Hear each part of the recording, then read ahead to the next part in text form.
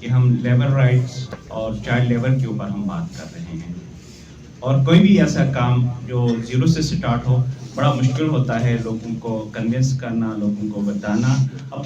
چونکہ میں اس ڈپارٹمنٹ میں بیٹھا ہوں تو میرا اس ٹائم جو مین کنسرن ہے وہ لیبر ہے یہاں کا، جو کہ جس کے بارے میں مولانا نے کہا کہ سب سے پسا ہوا، سب سے گرا ہوا اور سب سے مشکل والا طبقہ ہے۔ اور اس کے بعد اس سے پہلے ڈائریکٹر صاحب بتا چکے تھے کہ ہمارے پاس قانون سازی پہلے سے موجود ہے، ہمارے پاس جو ہے نا لاز بنے ہوئے ہیں جس کے تحت کم سے کم اجرت کا بھی جو ہے نا وہ تعین کیا گیا ہے۔ اچھا کتنا ٹائم کام کرے گا اس کا بھی تعین کیا گیا ہے۔ اگر اس کی کوئی وائلیشن کرتا ہے، کوئی اس قانون کو توڑتا ہے، اس کا جزا سزا کیا ہے، اس کا بھی تعین کیا گیا ہے۔ سوال صرف یہ ہے، اصل بات صرف یہ ہے کہ ہم اس کی امپلیمنٹیشن کے لیے کیا کر رہے ہیں۔ تو مولانا نے ایک بات کی جو دہقان والی بات کی، میں بڑا کلیئر اس میں کرنا چاہوں گا کہ باؤنڈری لیبر کے حوالے سے اس کو باؤنڈری لیبر کہتے ہیں، زبردستی سے جو ہے نا کسی سے کام لینا۔ جسے انہوں نے مثال دے دی کہ 1 لاکھ روپے اگر ایک کوئی صاحب حیثیت آدمی ایک بندے کو دے دیتا ہے اور وہ مہینے کے 2500 یا 2000 روپے وہ کٹواتا ہے اور پوری زندگی مزید اس فیملی کے اوپر قرض چڑھاتا ہے اور وہ پوری زندگی اس کی غلامی میں گزر جاتی ہے۔ اس قانون کو اس عمل کو روکنے کے لیے قانون موجود ہے۔ صرف مسئلہ یہ ہے کہ ایک تو لوگوں کو نہیں پتا، دوسری بات یہ ہے کہ اس کے اوپر امپلیمنٹیشن ہم نہیں کر پاتے ہوتے ہیں۔ مالک نہیں کر سکے گا آج کے بعد، بلکہ وہ سرکار کے جو قوانین ہیں ان کے لیے منیمم ویج 25,000 ہے، وہ پر منتھ اس کی 25,000 کے اوپر ڈیڈکشن ہوگی۔ اور اس کے اوپر طریقہ کار یہ ہے کہ کیسے امپلیمنٹ کیا جائے۔ تو ہمارا انسپیکٹر جو ہے لیبر انسپیکٹر فیلڈ میں جا کے رپورٹ کرتا ہے، اور رپورٹ کرنے کے بعد اس کی رپورٹ ڈپٹی کمشنر کو دیتا ہے اور اس کے اوپر سزا پھر ڈپٹی کمشنر صاحب دیتا ہے۔ اگر ڈپٹی کمشنر صاحب کی سزا پہ کوئی مطمئن نہیں ہے، سمجھتا ہے کہ کوئی ایسا ہوا ہے، تو اپلیٹ اتھارٹی پھر سیکٹری لیبر صاحب ہیں کہ وہ گلگت سیکٹری لیبر صاحب کو اپیل کرے گا۔ کوئی بھی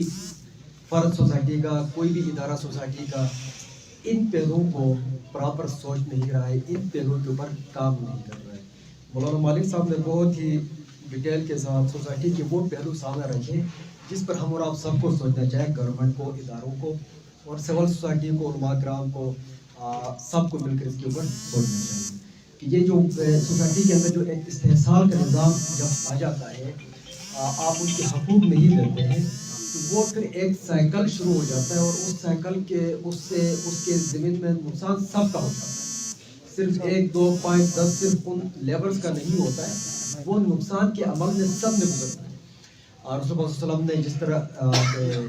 مزدوروں کے حقوق کے بارے میں بتا دیا کہ جی ان کے پسینہ سوکھنے سے پہلے ان کی جو مزدوری ہے وہ آپ دیتے ہیں، تو اب وہ جو پسینہ سوکھنے کا عمل صرف اس لیے ہے کہ جی آپ فوراً ان کو دیتے ہیں۔ اگر آپ لیٹ کرتے ہو، 1 دن لیٹ کرتے ہو، 2 دن، ہفتہ، 10 دن، تو وہ آپ گناہ کے مرتکب ہیں، دنیا اور آخرت دونوں میں آپ کو سزا کریں گے۔ فخر محسوس کرتے ہیں کہ جی ہم نے اس کو دبایا یا اس کے کام کے پیسے نہیں دیے یا اس کو کام کرتے ہوئے دینا، مطلب جو لینگویج لوکل لینگویج ہوتی ہے اس حساب سے وہ بات کرتے ہیں۔ دنیا کے علاوہ آخرت کے اندر دیکھا جائے تو اس کی ایک تھپڑ کی اتنی بڑی سزا ہے، تو اگر ہم اس سے 7 سال کی بات کریں تو ہمارے لیے کتنا بڑا گناہ ہے۔ اور جس طرح ہم کہتے ہیں دنیا مزرعۃ الاخرہ کہتے ہیں، دنیا آخرت کی کھیتی ہے، تو اس سے لنک کرنے کی کوشش میں کر رہا تھا کہ اس کی اتنی بڑی سزا ہے۔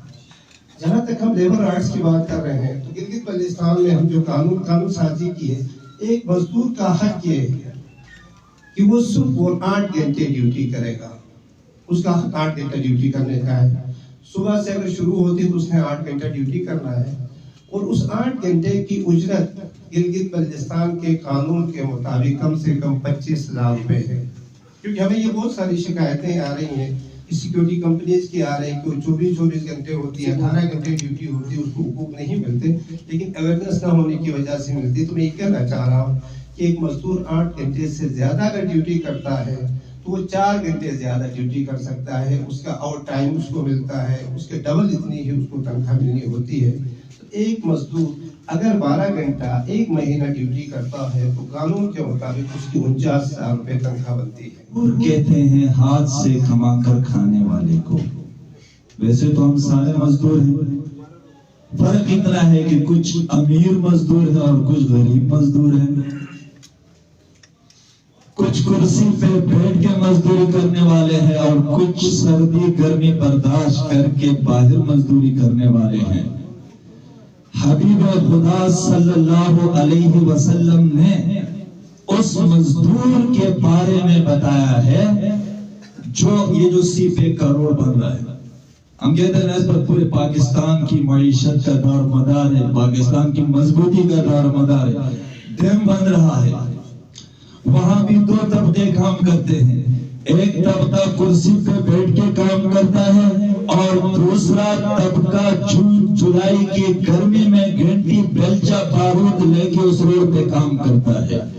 آج ہم اس مزدور کی بات کریں گے جو روڈ پہ کرسی پہ بیٹھ کے کمانے والا مزدور نہیں، مزدور کرنے والا مزدور کی بات نہیں کریں گے، ہم اس مزدور کی بات کریں گے جو گرمی سردی میں دھواں، گرمی سردی دھوپ افلاس برداشت کر کے ہمارے لیے، ہمارے ملک کے لیے اور ہماری ترقی کے لیے، ہمارے بناوٹ کے لیے وہ